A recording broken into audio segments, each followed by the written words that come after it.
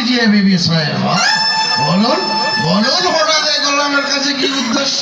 মাতামো করতে হলে রাস্তায় গিয়ে করো, 10 জনের বাহবা দেবে। 10 জনের বাহবার প্রয়োজন নেই, তোমার একার বাহবা বলে আমি সন্তুষ্ট। এই 10 বছর ধরে তোমার অনেক কুকীর্তির কথা আমি শুনেছি, কোনোদিন কোনো প্রতিবাদ করতে আসেনি, শুধু আমার বাবার মনোনীত মাত্রে অমর্যাদা হবে ভেবে। নতুন কিছু শুনেছেন? হ্যাঁ শুনেছি। বলে বাধিত করো। আমার রচয়িতার নাম প্রদোষ চৌধুরী। কেন ওইগুলো লিখেছে প্রদোষ চৌধুরী, আমরা কে বলুন? তুমি লিখেছ মিথ্যাবাদী প্রবঞ্চ কৌশিকের রচনা চুরি করে নিজের নামে ছাপাতে তোমার বিবেকে একটু বাঁধলো না? ও তাই বলো, তুমি এসেছো প্রেমিকের জন্য আমার কাছে কাইফিয়া চাইতে? হ্যাঁ তাই এসেছি। এই বইগুলো যে রচয়িতা তোমার পর নেই কৌশিক সেন, তার কোনো প্রমাণ আছে? আছে। কি প্রমাণ? প্রমাণ আমি। তুমি? এই বইগুলোর প্রত্যেকটি ছত্রের সঙ্গে আমি পরিচিত।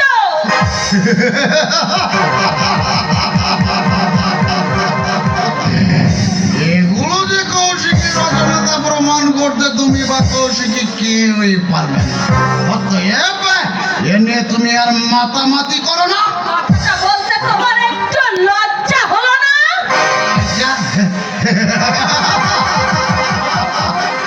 লজ্জাটা আমার বরাবরই কম। তোমার আর কোনো কথা আছে? আছে। থাকলে বলো। এই উপন্যাসের চিত্র সত্য তুমি বিক্রি করেছো কেন? নির্মাতাদের কাছ থেকে মোটা মোটা অঙ্কে টাকা পেয়েছি বলে। ছি, এত নীচ, এত অমানুষ তুমি। এই তো জগতের নিয়ম প্রিয়তমা, একজনকে ফাঁকি না দিলে যার একজন বড় হতে পারে না। তুমি আমার স্বামী, এই কথাটাও ভাবতে আমার ঘৃণা হচ্ছে। আর কিছু নেই, ঘৃণার কিছু নেই, আমি তোমার স্বামীর ভূমিকায় অভিনয় করছি মাত্র। তোমার আসল স্বামী তো ওই কৌশিক সেন। তোমার হৃদয় জুড়ে আজও কৌশিকের ছবি বিরাজ করছে। কে বললো তোমাকে? আমাকে জিজ্ঞাসা করে দেখো, তবে ঘাবড়াবার কিছু নেই। আমি তোমার কাছে পতিত্বের দাবি কোনোদিনই করিনি আর ভবিষ্যতেও করবো না। আমি যেমন মদ আর একাধিক উপপত্নী নিয়ে মেতে আছি, তুমিও ইচ্ছা করলে একাধিক উপপত্তি বেছে নিতে পারো, আমি বাধা দেব না। চুপ করো নরকের কি? ওরা দেখো অত্যাচার এত উদ্ধত আমি নীরবে সহ্য করেছি, আমার অদৃষ্ট ভেবে আমি মেনেও নিয়েছি, কিন্তু আজ আমি ধৈর্যের শেষ প্রান্তে এসে দাঁড়িয়েছি।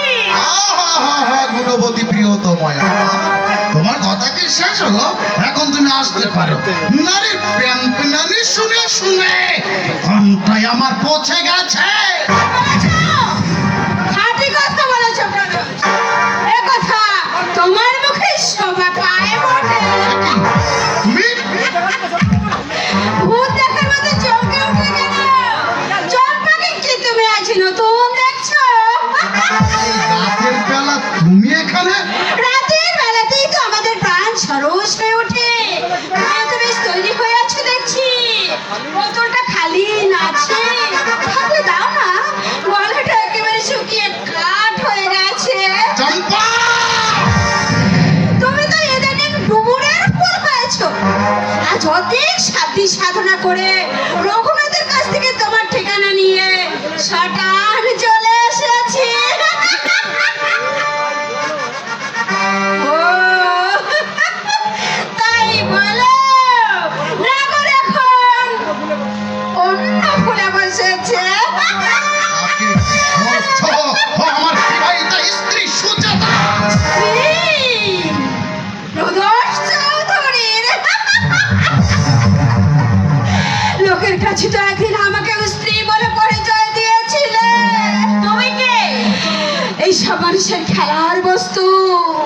চেয়ে দেখো, ভালো করে চেয়ে দেখো আমার দিকে, কত শত পুরুষের পদচিহ্ন আমার দেহে টিপের মতো ছেপে আছে।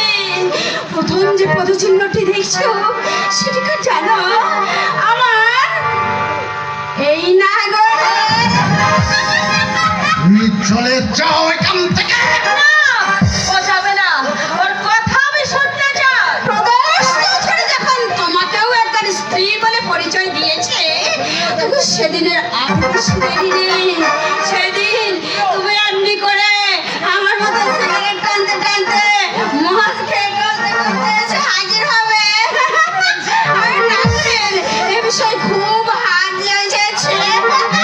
এসেছো এখানে? আমার বেরসিকের মতো কথা বলছো কেন বন্ধু? আমার কথার উত্তর দাও, কেন এসেছো? জানো তো আমরা মধুমক্ষিকা, মধু যেখানে আমরাও সেখানে। আজ তুমি কত বড় সাহিত্যিক, সারা দেশ জুড়ে তোমার নাম, তোমার উপন্যাস নিয়ে সিনেমা হচ্ছে। চম্পা! দাও না, শোনেন আমার একটা সুযোগ করে দাও না। মনে আছে 10 বছর আগে তুমি আমাকে দিতে চেয়েছিলে, কিন্তু প্রিয় তোমাকে হাতছাড়া করতে তোমার প্রাণ চাইল না। তাই আমাকে বিয়ের প্রতিশ্রুতি দিয়ে আমার নারীত্ব কেড়ে নিলে, তাতেও তোমার শান্তি হলো না, একেবারে পাকাপাকি ভাবে স্থান করে দিলে ওই কণিকালয়ে। সত্যি প্রদোষ, তুমি আমাকে কত ভালোবাসো। কার অনুমতি নিয়ে তুমি এ বাড়িতে ঢুকেছ? জানো এ বাড়ির একটা মর্যাদা আছে। মর্যাদা বুঝি আমার নেই? ছলনায় প্রতারণায় তুমি আমার চরম সর্বনাশ করে আজ মর্যাদা দেখাচ্ছ। আমার বুঝি সংসারের স্বপ্ন ছিল না, স্বামী পুত্রের প্রেম ভালোবাসা পেতে আমার নারী মহল বুঝি উন্মুখ হয়েছিল না। সৎ শান্ত জীবনের দাবি নিয়ে আমি বুঝি এই পৃথিবীতে আসিনি। বলো শয়তান, বলো। চম্পা! তুমি পুরুষ, চমৎকার, অন্যায় করবে আবার চোখও রাঙাবে। তুমি রাগ করাতে এসো না। আসবো, 1000 বার আসবো, যেহেতু আমি একজন নারী। জবাব দাও, জবাব দাও বলছি। একের পর এক নারীর জীবন নিয়ে ছিনিমিনি খেলার অধিকার তোমায় কে দিয়েছে? সুচেতা!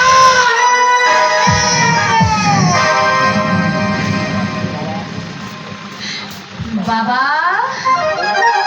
বন্ধুর প্রতিশ্রুতি রক্ষা করতে বিখ্যাত অ্যাডভোকেটের ছেলের সঙ্গে বিয়ে দিয়ে মেয়েকে সুখ করতে চেয়েছিলে না বাবা? 10 বছর ধরে তো মেয়ের সুখ দেখছো বাবা। আজ একটু ভালো করে দেখে তোমার নয়ন দুটো তুমি সার্থক করো বাবা। তোমার নয়ন দুটো তুমি সার্থক করো।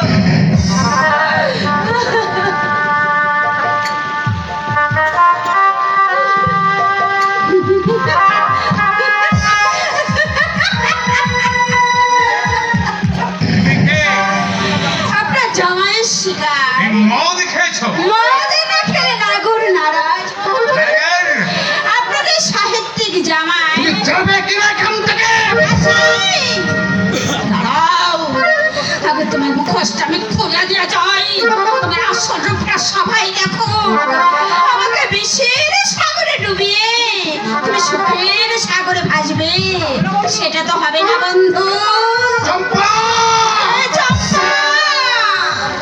চম্পা মরে গেছে।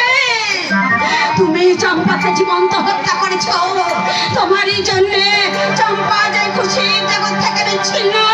তোমারই জন্যে চম্পা যে স্বামী পেল না, সংসার পেল না, সন্তান পেল না। কিন্তু কেন, কেন চম্পা যে দুঃখের আধারে মুখ ঢেকে বেড়ায়? কেন চম্পা যে সমাজের বুকে আর কণিকা, কণিকা। আপনার জামাতার অনুগ্রহে এখানে তুমি কেন এসেছো? এসেছিলাম প্রদোষের সঙ্গে একটা বোঝাপড়া করতে, কিন্তু যোগ্য স্থানেটা নয়, তাই আমি ফিরে যাচ্ছি। মনে রাখো প্রদোষ চৌধুরী, তোমার অস্তিত্ব যতদিন থাকবে ততদিন আমি তোমাকে ছায়ার মতো অনুসরণ করবো। আমার এতখানি উপকারের প্রতিদান না দেওয়া পর্যন্ত এই প্রাণে আমি কোনোদিন শান্তি পাবো না, কোনোদিন না।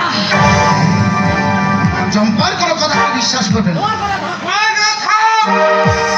আমার মেয়ের হাত তো এত সাহস পেলে কোথায় তুমি? আপনি ঠিক জানেন না কেন আমি জানি আজ 10 বছর ধরে তোমাকে দেখছি। তোমার মতো জানোয়ার হাতে রেখে তুমি যে দুর্ভাবনায় অনেক বছর প্রবাহিত হয়ে গেছে। আপনার মেয়ে আমাকে অপমান করেছে। আমার যোগ্য করে সম্মান করতো। পুলিশের খাতায় তোমার নাম কুখ্যাত বিশাল সান্নালের তোর লোক, তুই চিহ্নিত মদ্যপান না করে যারা একদম রচনা আমার এই রচনা বিনিময় প্রকাশ করে যে রাতারাতি ভণ্ড সাধু সর্বাত্র চেষ্টা করে সম্মানের দাবি করে কোন কোথায় আপনি বলতে চান বলতে চাই আগে চাকরে তোমার মতো পঞ্চায়েত হাতে ওই সুখে তাকে তুলে দিতাম না। আমি যদি এতই অপদার্থ তাহলে মেয়েকে বলুন আদালতে যে আইনের সাহায্যে সে আমাকে ত্যাগ করুক। ঘোষ পরিবারের কোনো লোক আজ পর্যন্ত আদালতে দাঁড়ায়নি, তবে তোমার অপরাধের পরিমাপ যখন চলছে এই সোমনাথ ঘোষকে খুনের অপরাধে আদালতেই দাঁড়াতে হবে। কথাটা মনে রেখো সৌধুরী।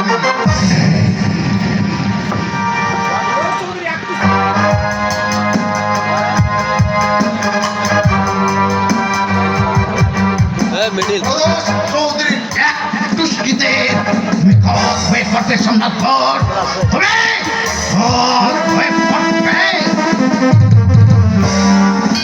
নিধিদা, দেওয়ালের আর ওই লাইট পোস্টের বিজ্ঞাপনগুলো ছিঁড়ে ফেলো নিধিদা। আমি ছেড়ে সইতে পারছি না নিধিদা।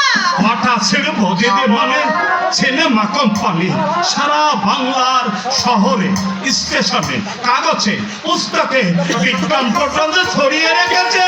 দেখো নিধিদা, দেখো সারা বাংলা যে কৌশিকের উচ্চ প্রশংসা, তার রচিত উপন্যাসের ছায়াছবির কথা আজ মানুষের মুখে মুখে। কিন্তু এই প্রশংসা, এই গৌরবের প্রকৃত অধিকারী যে সে আজ বঞ্চিত আশাহত বুকে নীরবে চোখের জল ফেলছে নিধিদা। তাছাড়া আর কি করবে দিদিমণি? নিধিদা, আগে সে যে আমার কাছে তার অমূল্য সম্পদ আজীবনের কীর্তি গচ্ছিত রেখেছিল নিধিদা। তার জন্যে আর দুঃখ করে কি হবে দিদিমণি? তুমি তো নিজে হাতে নষ্ট করনি, যা করতে এসেছো তাই করলে তোমার সব দোষ খণ্ডন হবে। সে সুযোগ আছে আমি পাবো না দিদিদা। কৌশিককে আমি খুব ভালোভাবেই জানি। আমি যে তাকে কথা দিয়েছিলাম, কিন্তু আমি তাকে কি দিয়েছি আর কি বা পেলাম, আর কোথায় গেলেই বা পাবো দিদিদা। কাল ঠিক এমনি সময় এইখানটায় ছিল ও দিদিমণি। দিদিরা? একবার চলো তো ওই ওদিকটা একটু ঘুরে ঘুরে দেখি। তাই চলো নিধিদা।